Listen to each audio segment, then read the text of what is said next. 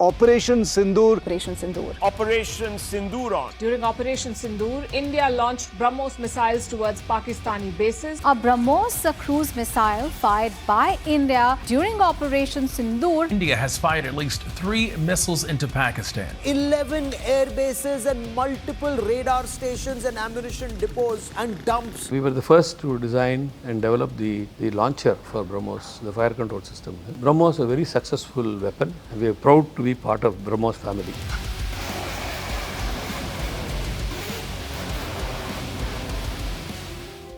எங்கோ சென்னையின் மூலையில் அமைந்துள்ள ஒரு நிறுவனம் இந்தியாவின் எல்லையை பாதுகாப்பதில் புரட்சியை ஏற்படுத்தும் என்று நாங்கள் கனவிலும் நினைத்ததில்லை. ஆனால் இந்தியாவின் முப்படைகளுக்கும் தேவையான முக்கியமான இராணுவ தளவாடங்களை அப்படிப்பட்ட ஒரு நிறுவனம்தான் தயாரித்து வருகிறது.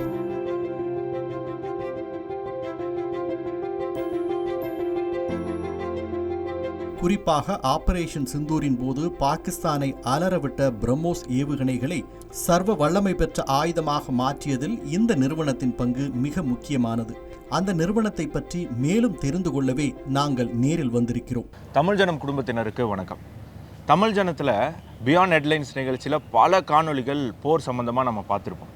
குறிப்பாக ஆப்ரேஷன் சிந்தூர் சம்மந்தமாக நிறைய வீடியோஸ் போட்டிருந்தோம். அந்த ஆப்ரேஷன் சிந்தூரில் இந்திய பாதுகாப்பு படையினருக்கு உறுதுணையாக இருந்த ஒரு தனியார் நிறுவனம் நம்ம தமிழ்நாட்டில் நம்ம சென்னையில் இருக்குதுன்னு சொன்னால் அவங்களால நம்ப முடியுதா? அந்த மாதிரி ஒரு நிறுவனத்துக்கு தான் வந்திருக்கோம். அவங்க எந்த வகையில் அந்த ஆப்ரேஷன் சிந்தூரில் ஈடுபட்டாங்க, எந்த மாதிரியான உதவிகள் நம்மளுடைய பாதுகாப்பு படையினருக்கு தந்திருக்காங்க அப்படிங்கிற பல சுவாரஸ்யமான கேள்விகளுக்கான பதில் இந்த வீடியோவில் உங்களுக்காக காத்துட்ருக்கேன். ஸோ சப்ஸ்கிரைப் பண்ணிவிட்டு தொடர்ந்து இந்த வீடியோவை பாருங்கள்.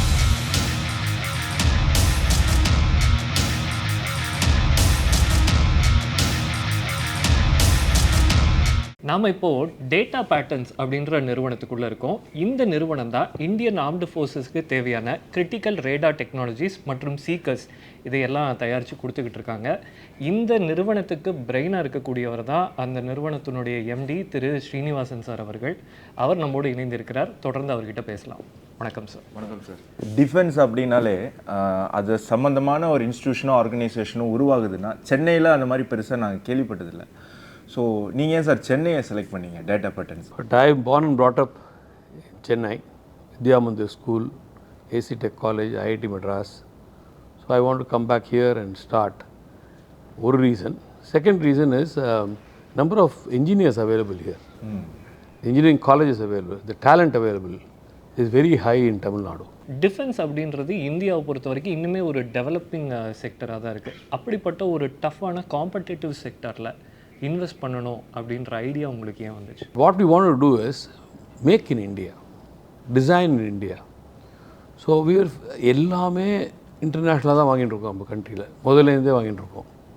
Even if you take car manufacturing கூட டெக்னாலஜி ட்ரான்ஸ்ஃபர் தான் பண்ணுவோம் தவிர we will not produce or design here. From beginning, our passion was to develop in India. Throughout the last 40 years, we have developed everything in India. What US is doing, we said we'll do in India. I looked at this more as an opportunity rather than a problem. எல்லாம் விலகாட்டு வாங்குகிறோம், அது இங்கே பண்ணோன்னா better இல்லை நம்மளுக்கு. That is an opportunity. So that is the opportunity I pursued for last 40 years. கடைசியாக India பாகிஸ்தானுக்கு நடுவில் நடந்த கான்ஃப்ளிக்ட், அதில் இந்தியா நடத்தின ஆப்ரேஷன் சிந்தூர். ஸோ அதில் டேட்டா பேட்டர்ன்ஸோடைய ஒரு பங்கு பெரிய அளவுக்கு இருக்குது. ஸோ அந்த ஆப்பர்ச்சுனிட்டி உங்களுக்கு எப்படி வந்தது? One of the things which is useful, what we have contributed or as a company contributed was an opportunity given by Brahmos to us. During Sindoor, all our people also, some engineers, were asked to be deployed in the forward areas to support them in the operation. We were the first to design and develop the launcher for Brahmos, the fire control system.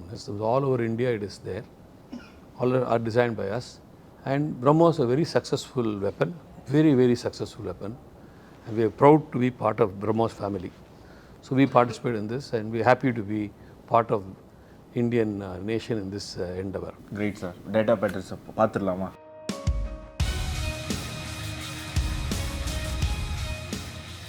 CMDS Rangarajan அளித்த தகவல்கள் நம்மை வியக்க வைத்தன. தொடர்ந்து data patterns தயாரித்து வரும் தொழில்நுட்பங்களை பார்க்க ஆவலுடன் கிளம்பினோம். முதலில் நாங்கள் வந்து சேர்ந்த இடம் போர் விமானங்களில் பயன்படுத்தப்படும் எலக்ட்ரானிக் வார்ஃபேர் சூட் தயாரிக்கப்படும் இடம். இங்குதான் இந்தியாவின் முன்னணி போர் விமானமான சுக்கோய்க்காக ஒரு ஸ்பெஷல் ஜாமர் தயாராகி வருகிறது. அதை பற்றி சிஎம்டிஎஸ் ரங்கராஜன் நேரடியாக விளக்கினார். That is there in the any fighter aircraft should have a radar warning receiver to know which radars are targeting them. So this is also can work independently. It has a radar warning receiver plus jamming. So இது ஒரு side ரெண்டு side wing டிப்பில் ரெண்டு டிப்புலையும் இது மாதிரி fit பண்ணிடுவோம். It will then detect the radar signal and then jam it.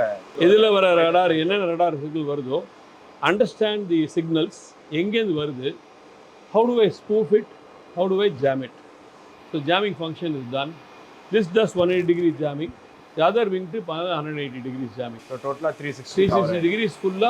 It is be fitted with all aircrafts. Sukhoi 30. ஒரு Indian jet போகுது, சுக்காய் போயிட்டு இருக்கு, எதிரில் வந்து ஒரு F-15 வருதுன்னா, ஸோ இது வந்து அந்த F-15ல இருக்கிற ரேடாரை ஜாம் பண்ணும். நாட் ஒன்லி இல்லை, கீழியும் ground jamming also is possible. Okay. ரஃபேலில் இருக்கிற அந்த எக்ஸ் ஃபேக்டர் மாதிரி சொல்லலாமா, இல்லை அதோட அட்வான்ஸ்டு டெக்னாலஜி? இதெல்லாம் equivalent to whatever international people are doing, but very very advance compared to what is already available in Sukhoi 30. The next generation for Sukhoi 30 is very modern, current, world-class specification. இது we have started design with our own money. இந்த டெஸ்டிங்க்கே உங்களுக்கு எவ்வளோ செலவாகுது? இது ஒரு 100 கோடி பண்ண ஆயிடுச்சு. 100 crore. No industry has built these kind of systems in India, ground up design. So to build confidence, we raise 500 crores in the market. And we're going to spend that 500 crores building such products. Satellite, radar, electronic warfare, communication. In my knowledge area we have identified where we're going to spend time. It will take 2 years, 3 years to develop and then take it to market. It will take time, but it's a long-term game. Once you do this, if we do it for Sukhoi 30, we can sell it in Malaysia, Indonesia, Philippines, Vietnam. Sukhoi யாரெல்லாம் வாங்கியிருக்காங்க? அவங்களுக்கெல்லாம் விற்கலாம், because Western countries do not support Russian systems. So we said there is an opportunity for us. So Air Force is going to give you a Sukhoi. We will send it there, fit it. They will allow one Sukhoi to be identified for us and wait till the full testing is over. So see, India has changed. They are willing to come and give a full fighter aircraft to us to do testing. That itself is a fantastic change, which we never expected 10 years back. Data patterns தயாரித்துள்ள இந்த electronic warfare suit எதிரிகளின் போர் விமானங்களை jam செய்வதோடு நம்முடைய Sukhoi போர் விமானங்கள் எதிரிகளால் jam ஆகாமல் தடுக்கும் ஆற்றல் பெற்றது. இந்த வகை டெக்னாலஜி தற்போதைக்கு மேற்கத்திய நாடுகளிடம் மட்டுமே உள்ளது. அதற்கு சவால் விடும் வகையில் இந்திய நிறுவனமான டேட்டா பேட்டர்ன்ஸ் இதை உருவாக்கியுள்ளது. விரைவில் இவை இந்திய விமானப்படையில் சோதனைக்கு செல்ல உள்ளது என்றும் தெரிவித்தார். அடுத்த பிரிவுக்கு நாங்கள் சென்றோம். அங்கே வட்ட வடிவத்தில் அமைக்கப்பட்டிருந்த ஒரு பொருள் முன்னும் பின்னும் சுழன்றபடி இருந்தது. அது என்ன என்று நாம் கேட்பதற்குள் சிஎம்டிஎஸ் ரங்கராஜன் விளக்கத் தொடங்கினார். We have done 2 versions of the fire control radar, which is going to the nose cone. One for Sukhoi 30, the other for MiG-29. Because there is a lot of requirements. Whatever radars are flying is very old and capability-wise very limited. So now we want to build maximum capability for the radar. So these are today's technology, what is called as gallium nitride devices for power. You lost that. This we took about 1.5 years back. From full concept is designed in-house and built the system. This is the dummy front. This is the electronically scanned. Yeah. So this is all electronically scanned array. We will show you the inside of the radar also. எங்க பயன்படும் sir? எதுக்கு பயன்படும்? It goes into the nose cone of the fighter aircraft. Okay. And then this electronic beam steering will steer the beam electronically and see where the targets are. So we'll put the target and then know where to fire our missile. What happens is this: normally radar antenna is static, beam alone is steered. But internationally, Eurofighter என்ன பண்ணிட்டாங்கன்னா, to get the steering more than that plus minus 60 degrees, 120 degrees, they want plus minus 100 degrees steering. We have something like called a swash plate. If he demonstrates a swash plate mechanism, demonstrate. You see, this moves. What happens when this moves? I have 30 degree additional movement, plus I scan 7 plus minus 70. Overall, I'm able to give 100 degrees plus minus full field of view. It's very important because as you fly, you hit the missile, then you want to fly this way, you will lose sight of your missile and your target. In that the swash plate can turn, communicate to the missile, take it to end destination. இதெல்லாம் possible. யூரோப்பில் இருக்குது, நம்ம இந்தியாவில் பண்ணல. We said whatever is available abroad we should do in India. We can't start 10 years back. We should do today. Sukhoi radar தயாரிப்பு பகுதிக்கு பின்னால் அதே போன்ற சின்னதாக மற்றொரு ரேடார் தயாரிப்பு பகுதி இருந்தது. அது குறித்தும் அவரிடம் கேட்டோம். Which goes into MiG-29. The same thing can go into LCA, AMCA எல்லாம் பண்ண முடியும். ஸோ சார் என்ன சொல்கிறாரு அப்படின்னா, அங்கே பார்த்தது வந்து சுக்கோய், அதாவது இந்தியாவோட மெயின் ஃபைட்டராக இருக்கக்கூடிய சுக்கோயில் பயன்படுத்தக்கூடிய ரேடாருக்கான டெக்னாலஜி. இந்த இடத்துல சின்னதாக இருக்கிற இது வந்து எதில் பயன்படுத்தலாம் அப்படின்னா, இந்தியா சொந்தமாக தயாரித்த எல்சிஏ லைட் காம்பேட் ஏர்கிராஃப்ட்ன்ற தேஜஸ் போர் விமானத்தில் இதை வந்து இன்கார்பரேட் பண்ண முடியும் அப்படின்னு சொல்கிறாங்க. ஸோ நோஸ் பெருசாக இருக்கும், சுக்கோயோடைய நோஸ் பெருசாக இருக்கும், பெரிய ரேடார் சின்னதாக இருக்கும், தேஜஸ்னுடைய நோஸ் சின்னதாக இருக்கும். MiG-29 சின்னது. So make it for MiG-29 because we need to upgrade our naval and air force MiG-29s.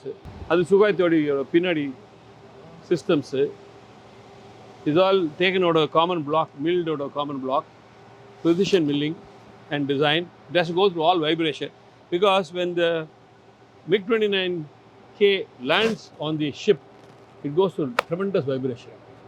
And the vibration this has to withstand. So அதுக்கெல்லாம் டிசைன் பண்ணியிருக்கு. So these are two very very important radars we are designing now. இந்த சிஸ்டத்தின் மூலம் தேஜஸுக்கு மட்டுமல்ல, எதிர்காலத்தில் தேஜஸ் mark 2 மற்றும் இந்தியாவின் 5ஆம் தலைமுறை போர் விமானமான ஆம்கா போர் விமானத்திற்கு அதிநவீன ஆசா ராடார் தயாரிக்க முடியும் என்று சொல்லி நம்மை பிரமிக்க வைத்தார். எல்லாம் சூப்பர். இருந்தாலும் பிரம்மோஸ் ஏவுகணையில் உங்கள் பங்களிப்பு என்னவென்று இன்னும் சொல்லவில்லையே என்று கேட்க, அதற்கு முன்னால் இன்னொரு விஷயம் உள்ளது என்று சொல்லி நம்மை அழைத்து சென்றார். அங்கே பிரம்மாண்டமான 2 ஜீப்கள் நின்று கொண்டிருந்தன. அதற்கு மேல் ரேடார்கள் இருந்தது. இது 2 ரேடார். இது ஒன்று வந்து எக்ஸ்பேண்ட், திஸ் சர்ச்சஸ் சின்ன UAVs, airborne vehicles, all of them it will search. It will keep searching. We have put it into ஒரு ட்ரக்கை வாங்கி இந்த மாதிரி ஃபுல்லாக எலக்ட்ரானிக்ஸ்லாம் உள்ளே இருக்குது. And that will interact inside down after it searches. This will then cue the other radar. அந்த radar பார்த்தேன்னா you see there are 2 things there in that radar. Left சைடில் வந்து எலக்ட்ரோ ஆப்டிக்ஸ் இருக்குது, IR camera, laser range finder, UV camera. You can also கேமராவில் பார்க்கலாம், IR camera cross பார்க்க முடியும். இதெல்லாம் சாஃப்ட்வேர் ஃபுல்லாக அங்கே எழுதியிருக்கோம், ஹார்ட்வேர் பண்ணியிருக்கோம். தென் another radar. This radar can track. இது என்ன சொன்னால் then it will go track it and then firing command will be given for this. 2 L70 guns.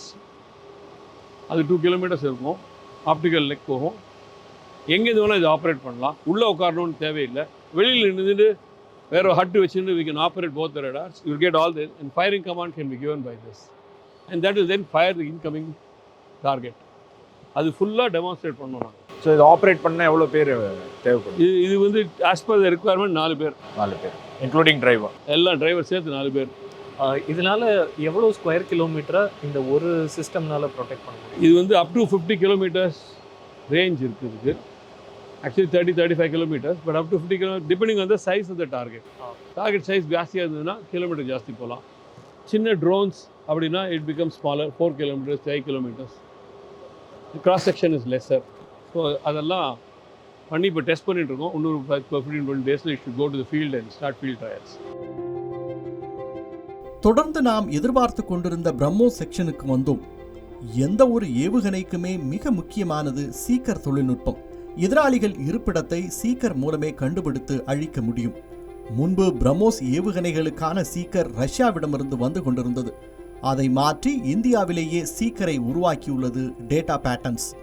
This is the air chute which takes. So what happens is, unlike what we all think, when you're flying above, you get -40 air. But what happens when this is hitting that air high speed at 1 Mach, 1.2 Mach, 0.8 Mach, when hits it, the temperature goes up to 90 degrees, air temperature. Now I need to cool my electronics.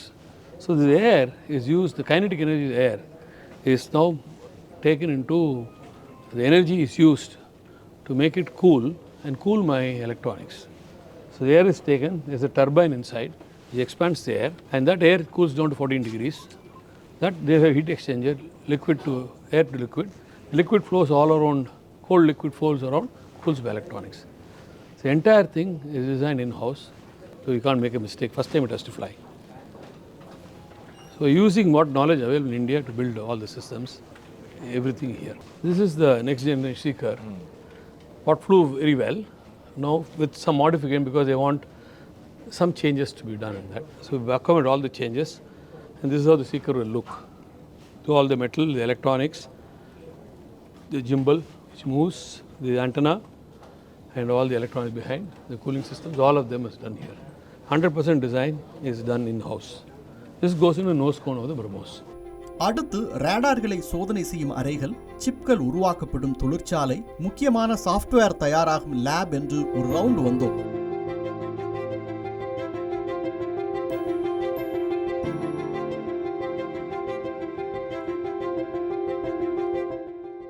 இந்தியாவை பொறுத்தவரையில் defence நிறுவனங்களுக்கு ஒரு சிக்கல் உள்ளது. மேற்கத்திய நாடுகளை பொறுத்தவரை ஒரு ஆயுதம் தேவை என்றால் அதற்கான ஆராய்ச்சிக்கு தேவைப்படும் பணத்தை சம்பந்தப்பட்ட நிறுவனங்களுக்கு அரசு கொடுத்துவிடும். ஆனால் இந்தியாவை பொறுத்தவரை ஒரு தொழில்நுட்பத்தை தயாரிக்க சம்பந்தப்பட்ட நிறுவனமே சொந்தமாக முதல் போட்டு ஆராய்ச்சி செய்ய வேண்டும். ஆயுதம் உருவான பிறகே அதை இந்திய படைகள் சோதனை செய்யும். அவர்களுக்கு அதில் திருப்தி இருந்தால் மட்டுமே ஆர்டர்கள் கொடுப்பார்கள். அதுவரை வருமானத்தை எதிர்பார்க்க முடியாது. எனவேதான் இந்தியாவில் ஆயுத உற்பத்தியில் தனியார் நிறுவனங்கள் அவ்வளவு ஆர்வம் காட்டுவதில்லை. ஆனால் டேட்டா பேட்டன்ஸ் நிறுவனத்தில் தயாரிக்கப்படும் உபகரணங்கள் உலக தரம் வாய்ந்தவை. அதனால் நிச்சயம் அவற்றை இந்திய ராணுவம் வாங்கும் என்ற நம்பிக்கையில் பல திட்டங்களை செயல்படுத்தி வருவதாக சொல்கிறார். This is what we believe, strongly believe, and we are a team here, a family here. We want to build more. அவருடைய அயராத முயற்சிக்கும் தேசபக்திக்கும் தலைவணங்கிவிட்டு அங்கிருந்து புறப்பட்டோம். மீண்டும் இதே போன்று மற்றொரு நிகழ்ச்சியில் சந்திப்போம். நன்றி, வணக்கம்.